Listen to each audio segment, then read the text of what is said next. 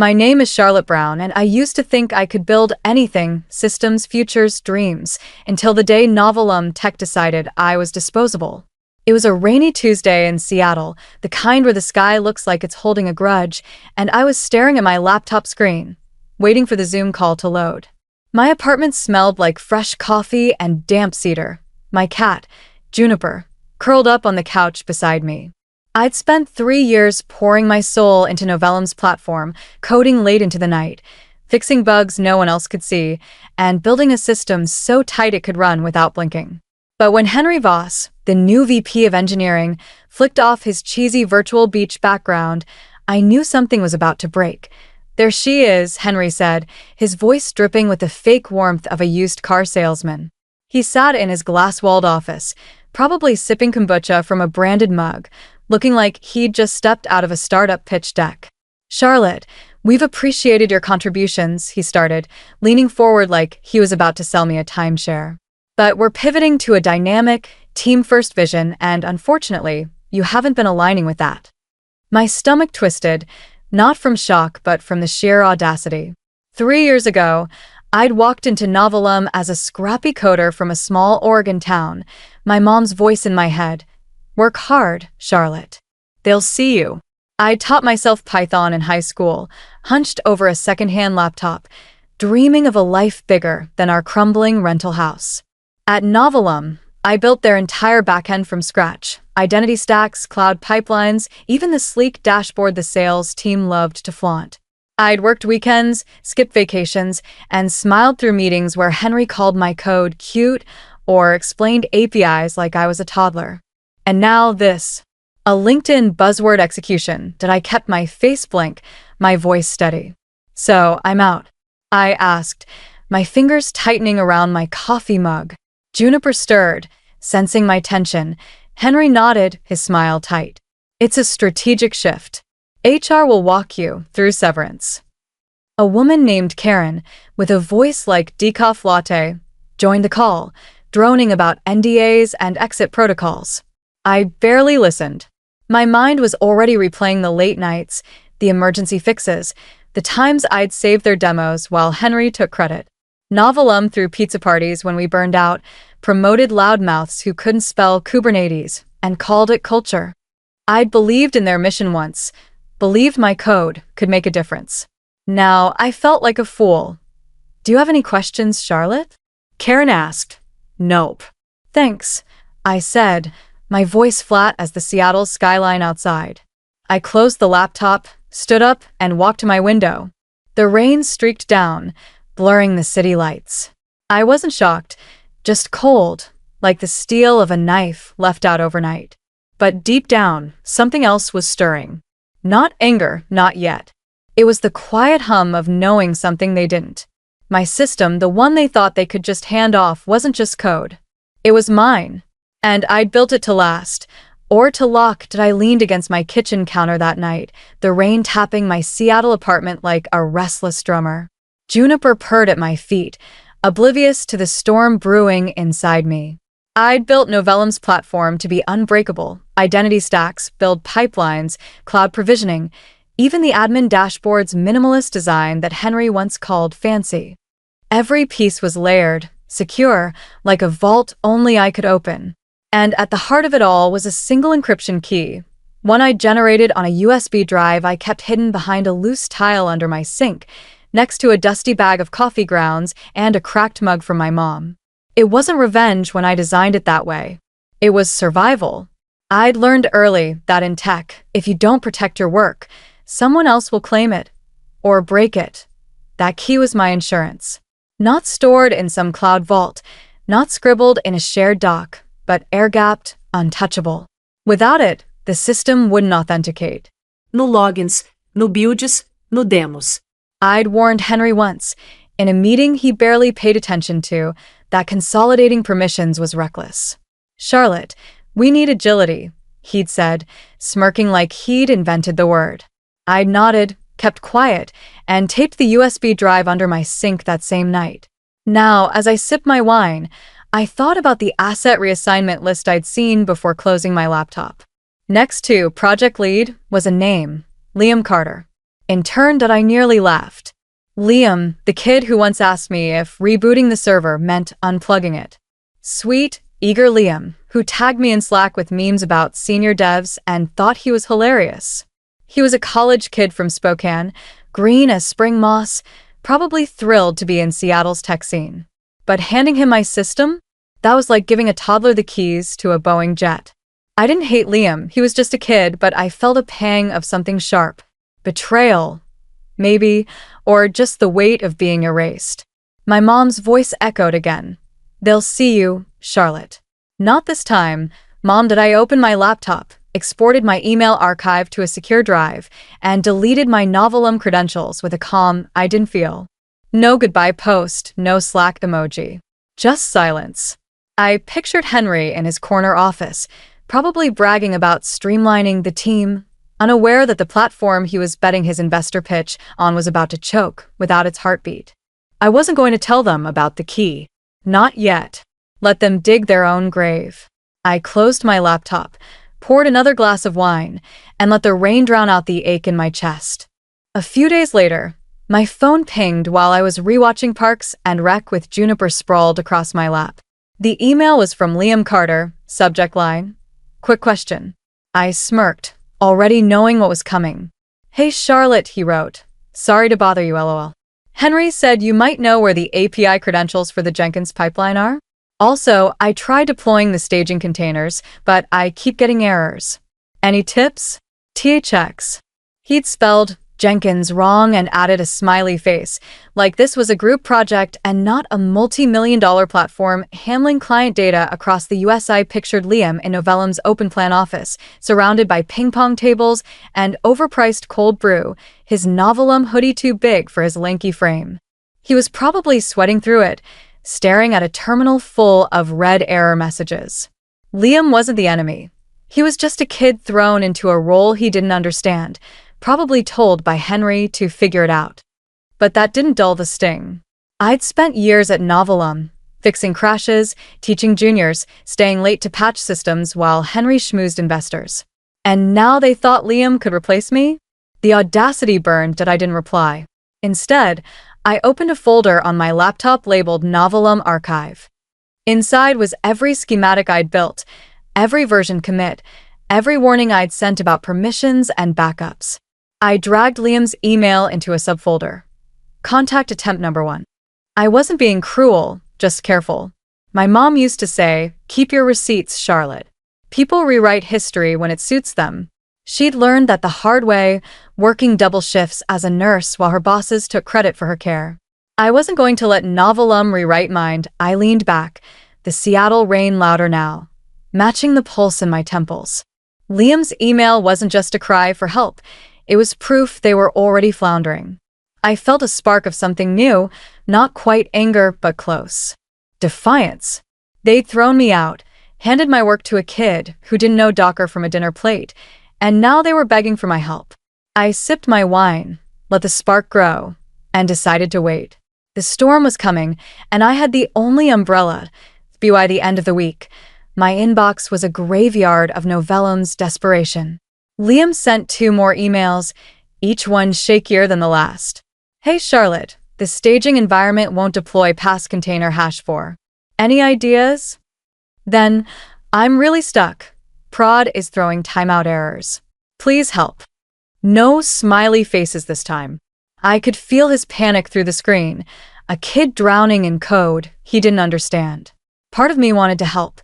Liam was just a pawn, after all, but another part, the part that still stung from Henry's smug Zoom call, kept my fingers off the keyboard. I wasn't sabotaging anything. I'd built Novellum's platform to be secure, not fragile. Every microservice, every token, every vault was designed to lock down if mishandled. That USB drive under my sink wasn't a trap. It was a failsafe, built after I'd seen too many companies lose data to sloppy admins. But I'd warned Henry, in a 40-page handoff doc he never read, that the system needed careful handling.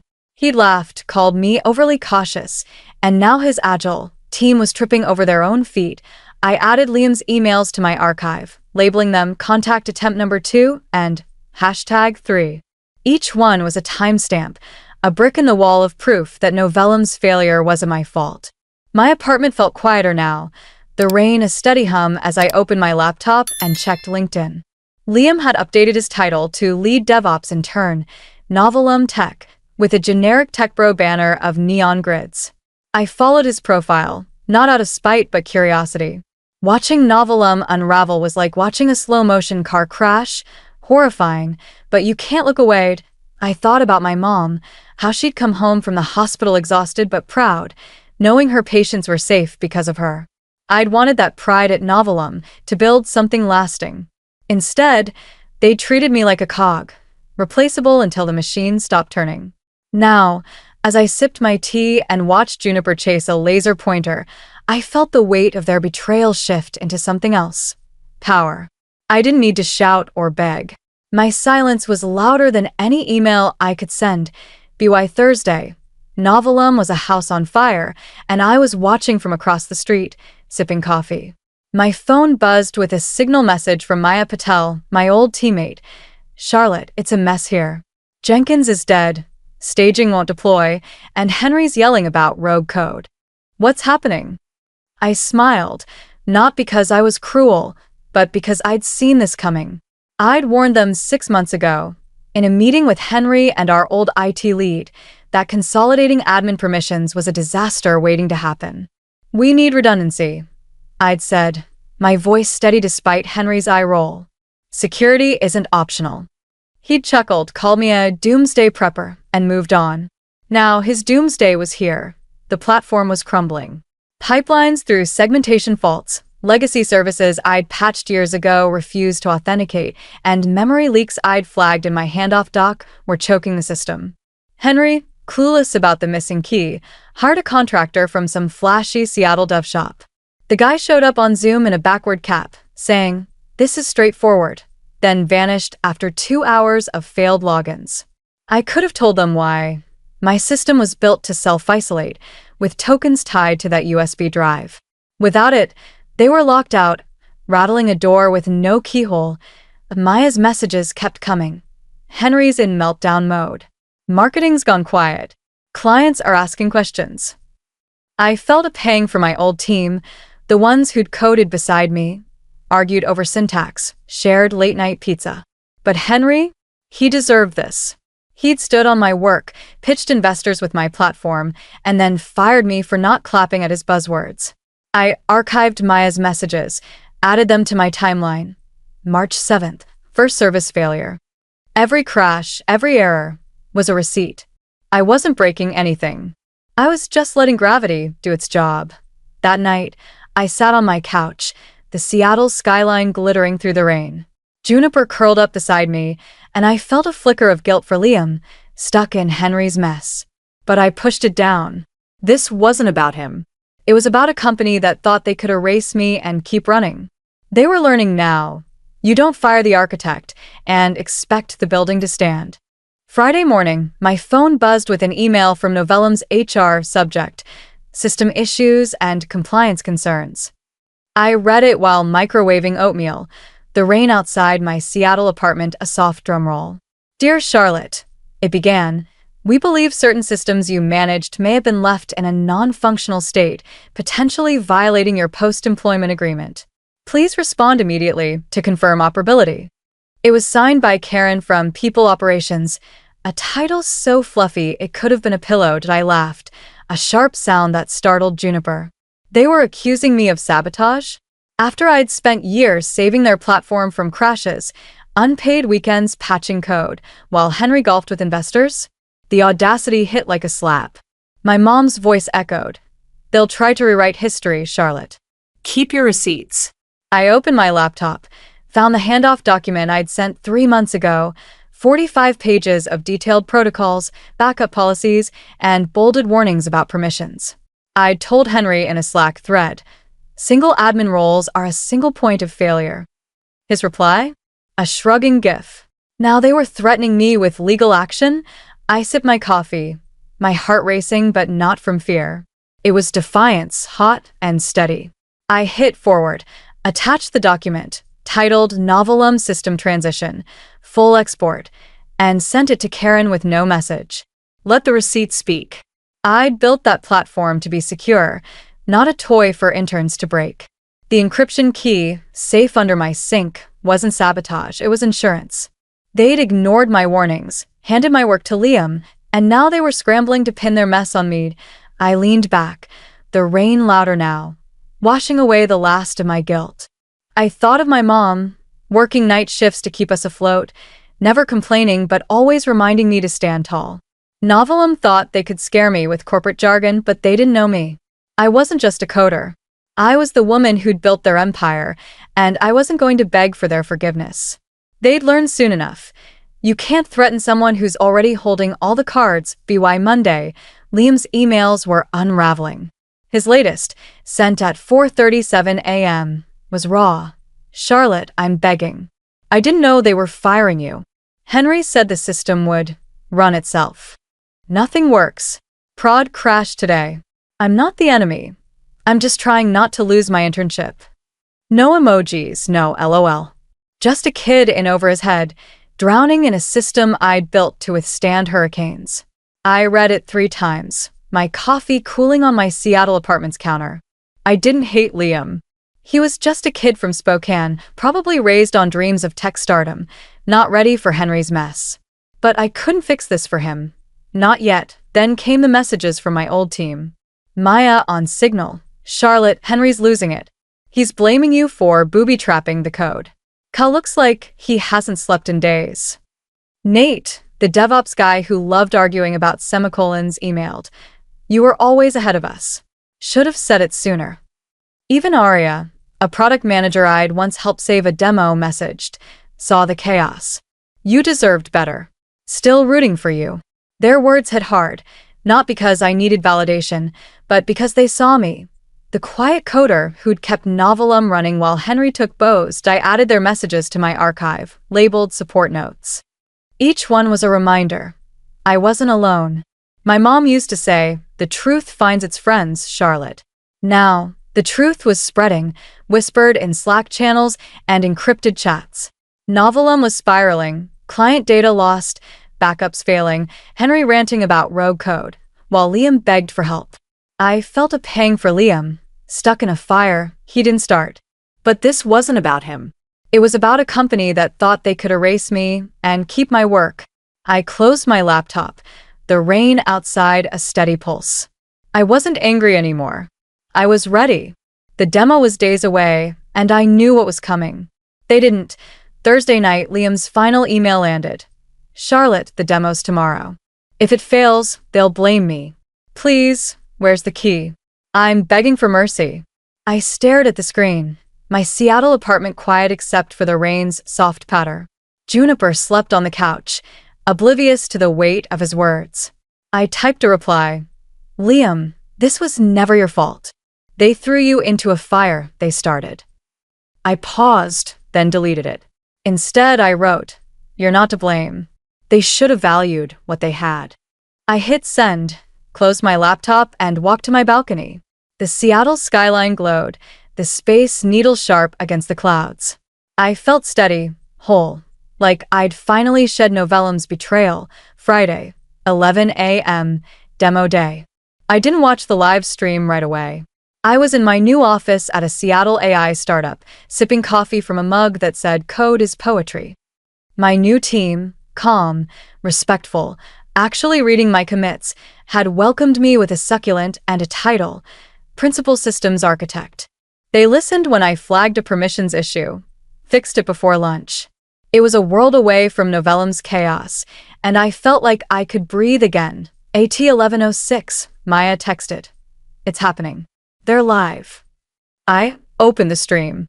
Novelum's CEO, all teeth and buzzwords, stood before a screen plastered with scalable, future-proof nonsense. Liam, pale and sweaty, clicked through the demo. For a second, it worked. Then the dashboard froze. An error flashed. Fatal error. Encrypted kernel signature not found. System lockdown engaged. The chat exploded. VCs, bloggers, emojis of shock. The CEO stammered. Henry, off camera, looked like he'd seen a ghost. Liam stared into the void that I closed the tab. I didn't need to see the fallout, the hashtags, the stock dip, Henry's inevitable tantrum.